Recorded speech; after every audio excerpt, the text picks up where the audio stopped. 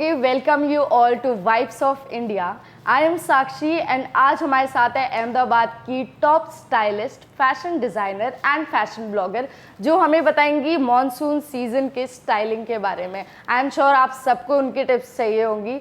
So moving on with first of all Twisha, she is a fashion blogger. Then Shivani, she is a stylist and fashion designer. Then Ritika, she is a stylist. Okay, so मेरा पहला सवाल आप लोगों से ये है कि stylist कौन होते हैं, वो लोग लोगों के लिए क्या करते हैं? Why should people appoint stylist? So stylist in like the most basic of terms is someone who designs a look or an image.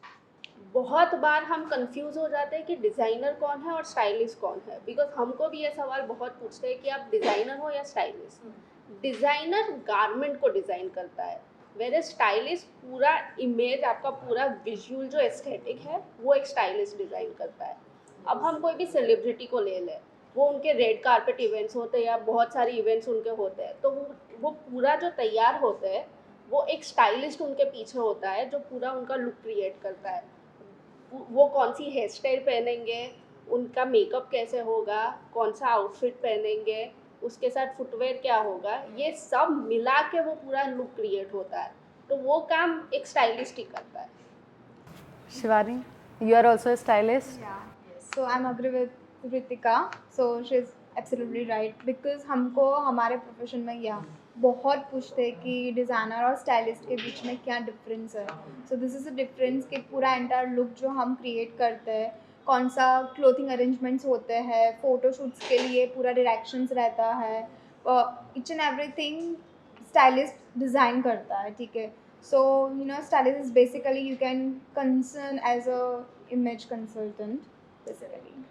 Twisha, आपके लिए ये सवाल है कि you are a fashion blogger, right? तो इंडिया में फैशन कितना affordable है? लाइक जैसे जो भी कैसे लोग अफोर्ड कर सकते हैं फैशन, क्योंकि who are rich they can afford it easily, but what for the people who can not afford, वो लोग कैसे फैशन करेंगे?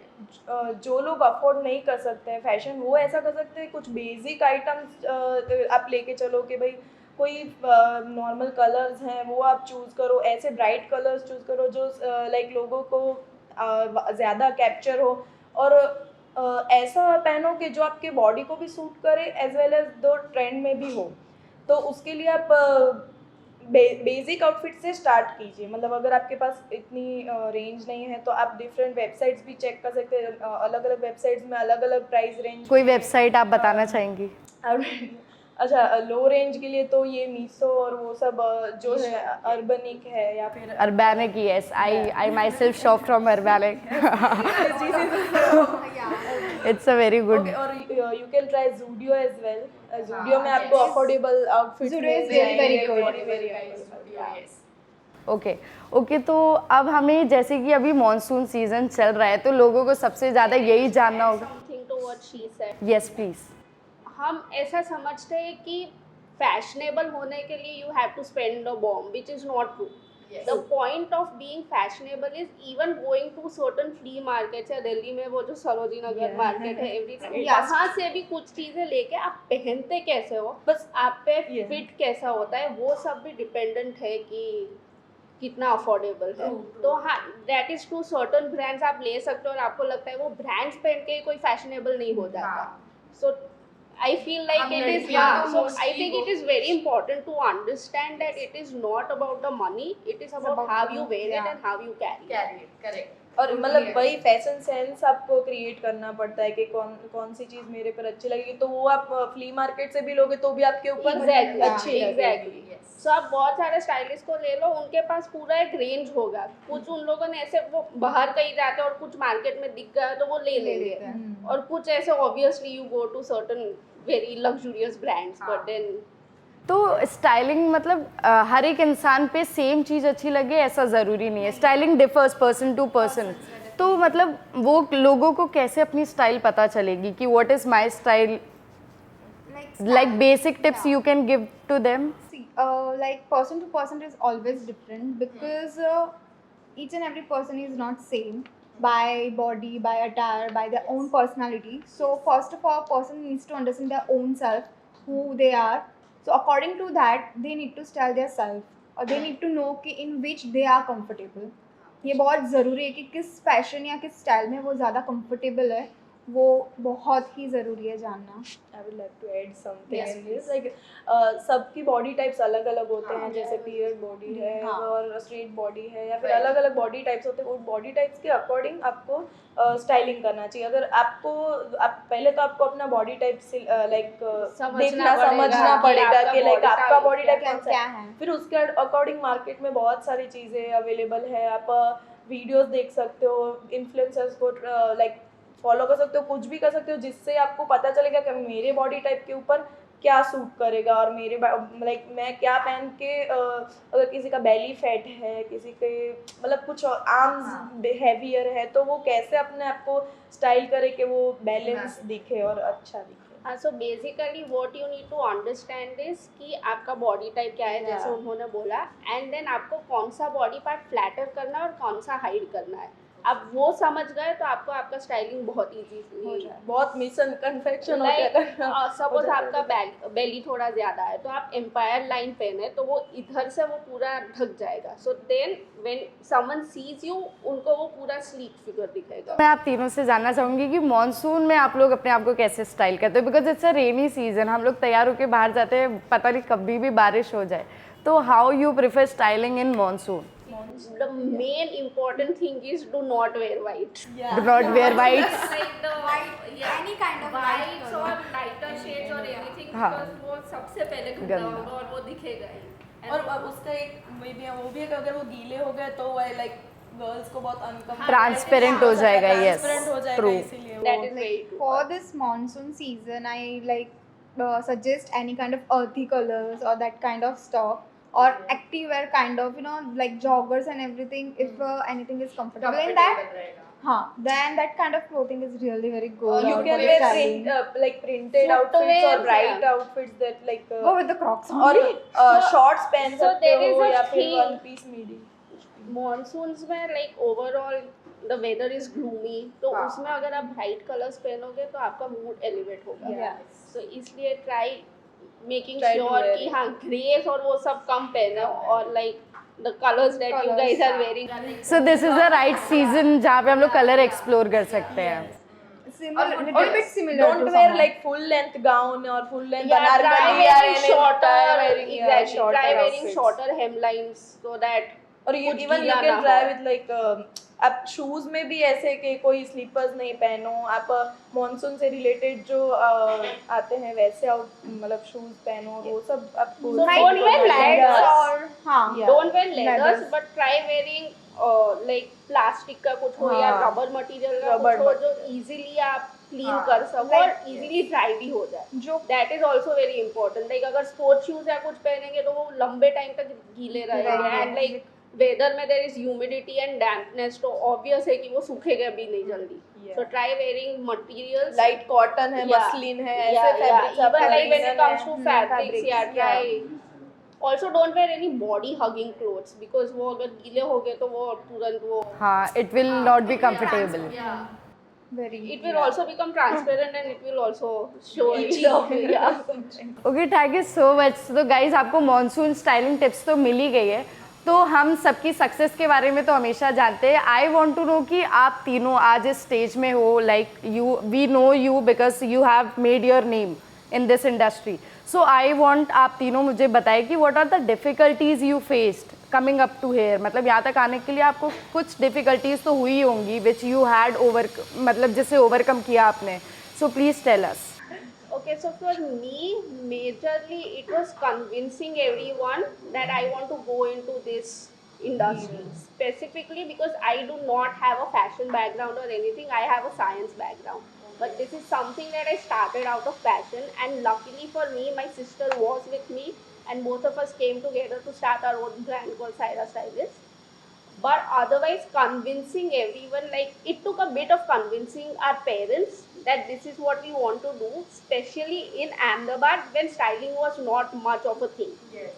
Now like it has been almost 5 years since we started, and now there are a lot of stylists who have come into the industry. So did you ever faced any problem with your clients, like understand करने में उनको, या उनको भी समझाने में कि what we still face that issue. It is not that it was just then, but now we also have the confidence to explain what exactly does a stylist bring on board, especially during photo shoots. Because उनको लगता है stylist क्या करेगा, सिर्फ कपड़े लाएगा, which is not true. I respect the stylist a lot. Even designers need stylist, like designers को अपने आउटफिट डिजाइन कर दिए बट उनको फिर भी स्टाइलिस्ट की जरूरत Exactly. पड़ेगी Because कि भाई like clothing designing is not के okay बना दिया. There is a theme, there is a process, there is a long Exactly. And process. when you have to conceptualize and style the entire shoot. Like किसी को present करना हो तो आपको कैसे प्रेजेंट करोगे Because उसको, like, process always come with the cost. So customers ये नहीं समझते. They are always problem with the cost. They are always problem with the many thing with the costumes and garments. But they cannot even still understand. ये बहुत issue रहता है. So you are both designer and stylist. तो you can to handle it. You can handle it so easily, na? No. So what are the difficulties you are facing? Yeah, of course, because दोनों चीज़ें समझाना वो बहुत difficult हो जाता है, बहुत ज़्यादा. Because they can not even understand. उनको ये लगता है कि अगर मैं गारमेंट डिज़ाइन कर रही हूँ तो वही स्टाइलिंग है. एक तो वो लोग पहले यही समझ लेते हैं. तो दोनों ही चीज़ें मुझे सेपरेटली समझाने में भी बहुत डिफरेंस रहता है. और जैसे इन्होंने बोला कि स्टाइलिस्ट का भी अहमदाबाद में इतना है ही नहीं, तो उसकी वजह से भी there is a lots of professional issues. Even they cannot even understand the actual profession of styling or designing. तो उसकी वजह से भी ज़्यादा प्रॉब्लम्स फेस करनी पड़ती है. तो they can not even easily accept कि हम लोग क्या करते हैं. पहले तो हमको यही आके पूछते हैं कि बीइंग अ स्टाइलिस्ट आप क्या करोगे. उनको बस यही है दिमाग में. या ये लोग क्या करते Also, हैं. they don't understand the amount of legwork you put into a shoot. Like shoot के पहले भी, during the shoot और shoot के बाद भी हमारा काम तो होता ही है. ऐसा नहीं है कि shoot खत्म तो हमारा काम खत्म. And like when we are sourcing or collaborating with certain brands, we need to make sure कि हमने जो उनको commit किया है वो हम deliver करें. तो वो सारा काम shoot के बाद भी आता है. because there is a 3 stage actually: the pre-production, production and post-production. So clients sometimes cannot even understand के what is the stages of this. तो उन लोगों को ये लगता है okay सब आ जिस गया दिन है shoot on पे. floor हो गया everything is खत्म for ourselves. ऐसा नहीं होता है. हमारा responsibility post-production तक रहता है. So client ये भी नहीं समझते हैं actually. तो ये problem भी हमें face करनी पड़ती है. And you, what difficulties you faced like coming up to a fashion blogger? Difficulties में तो ये है कि फर्स्ट ऑफ ऑल मुझे सब ट्रेंड्स से और सबसे लाइक अपडेटेड रहना पड़ता है कि like And now you are updating people also.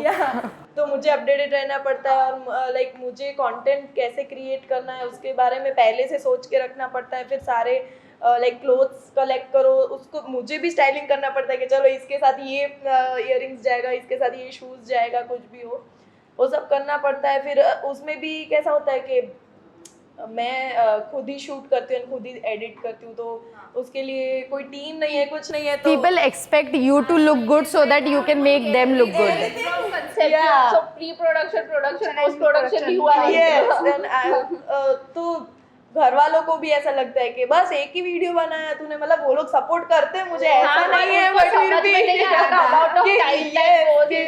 कि भाई तू ये, और फैमिली फ्रेंड्स भी सब मुझे सपोर्ट करते हैं बट वो भी कैसे रोज मुझे वीडियोस भेजेंगे तू ये बना, तू ये बना, तू पर ये नहीं समझ. Time consuming कितना है वो नहीं पता है. हाँ. बट इतना मैं इतनी लकी हूँ कि लाइक लोग मुझे समझते हैं और पसंद करते हैं. Wow nice. तो thank you so much again ये सारी टिप्स और इन लोग को बताने के लिए that who stylist, designer and fashion blogger are, what difficulties they face and how they are overcoming it. So now last question from you all is that what advice you want to give to the upcoming stylist, to the upcoming designer and upcoming fashion blogger so that they don't face the same difficulty you've been through. Maybe it get easier for them to do this. I think it's a very cliche advice, but work hard and believe in yourself, because ultimately that is what is going to bring you to the level that you want to. And keep on studying and researching on things that you might not know, because even as a stylist, even today, I constantly need to keep on referring to other stylists or other influencers who might be giving me more tips. So like, always keep an open mind, and you're always a student, so keep on learning. That's right. First of all, I wanted to say that be confident, believe in yourself. Or second, which I face in my life a lot, of professionalism, the lack of professionalism. So I really wanted to say कि भाई please be professionally and go ahead with the professionalism and try to understand each and every people in industry.